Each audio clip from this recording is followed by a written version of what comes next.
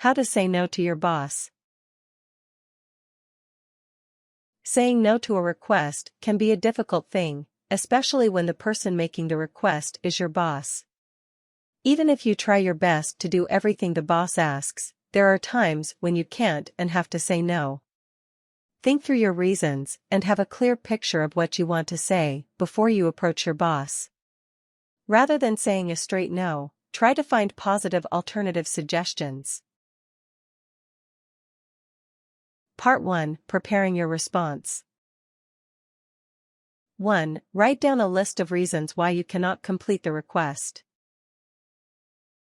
If your boss has asked you to take on some extra work or complete a task that either you don't have time for, or is beyond your job description, it can be helpful to write down a list of reasons why you have to say no to the task.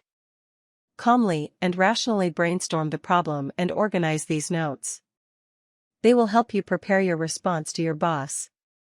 There may be simple reasons why you cannot do a task, such as childcare commitments or booked holiday time. If you are uncertain if the task is appropriate for you, check it against your job description. If you already have a heavy workload and cannot take on any more, you need to think carefully about how to approach this. 2. Analyze your work priorities. If your work schedule is the problem and you simply don't believe you can take on the extra tasks, take some time to fully analyze your priorities. Weigh the new task up against the others and evaluate whether you can shift around your existing work. Just saying, "I don't have time," could potentially lead to your boss questioning your effectiveness and efficiency, so if time is the problem, you need to demonstrate that you can prioritize tasks and complete them in a timely way. Draw up a list of your tasks and order them by priority and deadline. Sketch out how long each one is likely to take, and determine whether there is any chance that you could complete the new task as well. Make a neat and clear document which you can use when you talk to your boss.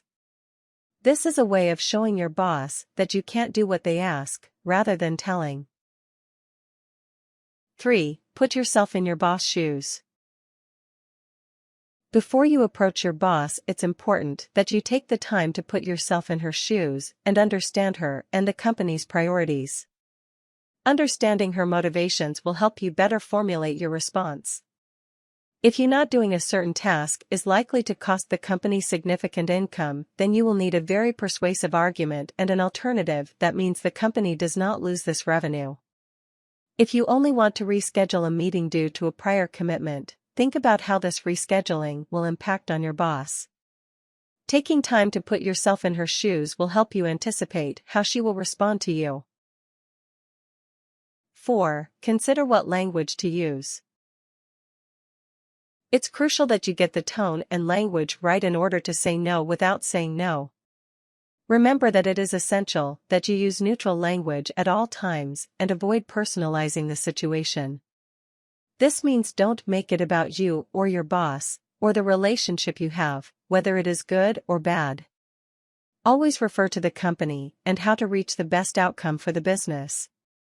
Say something neutral and objective like, "If I were to complete this task, then I wouldn't have time to finish the main report this week." Avoid subjective and personal responses. Don't say, "I can't do this, it's too much for me." Part 2. Approaching your boss. 1. Find a convenient time for your boss.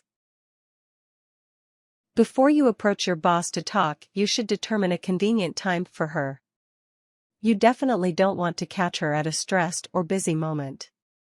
You will probably have a good idea of her working patterns, but check her diary on your computer if possible.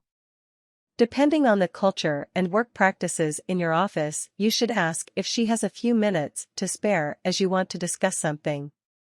Have the conversation in private if your work situation allows you to get a moment alone with your boss. Keep in mind her workday pressures and work style. If she is a morning person, try to speak with her before lunch. If you know she is always first to arrive, you could come in early one morning to catch her before the others arrive. 2. Be concise. When you do talk to your boss, it's important that you get to the point quickly and don't skirt around the issue. You need to make sure that you are saying exactly what you mean in a clear and concise way. Don't spend too long dancing around it, as your boss will think you are wasting her time and will lose sympathy for you. Avoid saying yes, but, as your boss may just hear the yes and think that you could do this task if you were more organized. Instead of using negative words like but, try to use more positive ones. For example, instead of saying, "I know you asked me to do this report, but I have too much other work," try something like, "I have an idea about how to reorganize the workload on this project."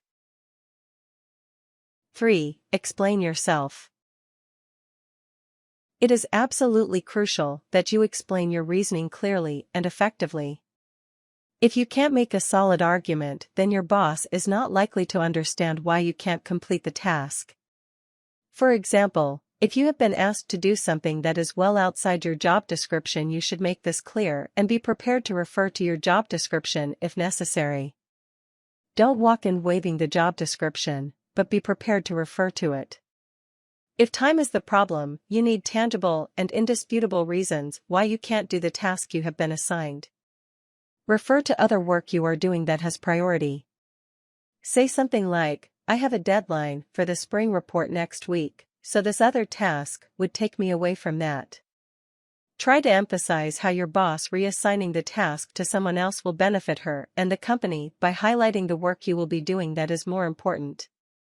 Explain yourself firmly and directly, but never in a confrontational or emotional way. 4. Don't leave it too long.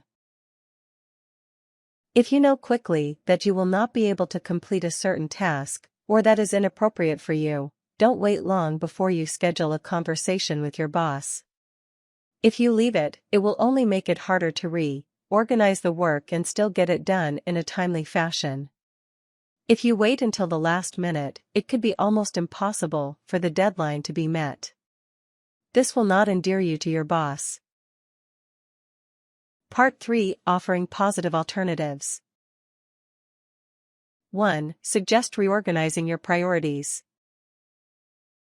When you talk to your boss, it is important that you do not flat out say no if you can possibly avoid it.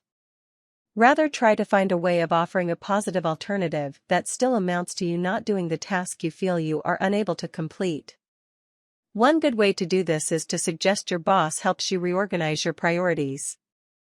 By doing this, you'll be showing your boss that you are seeking to be as productive as possible, but you will also make it clear that your workload as it stands is not sustainable. Take a record of your outstanding work and how long it will take you complete each task to evidence that you have thought about it closely.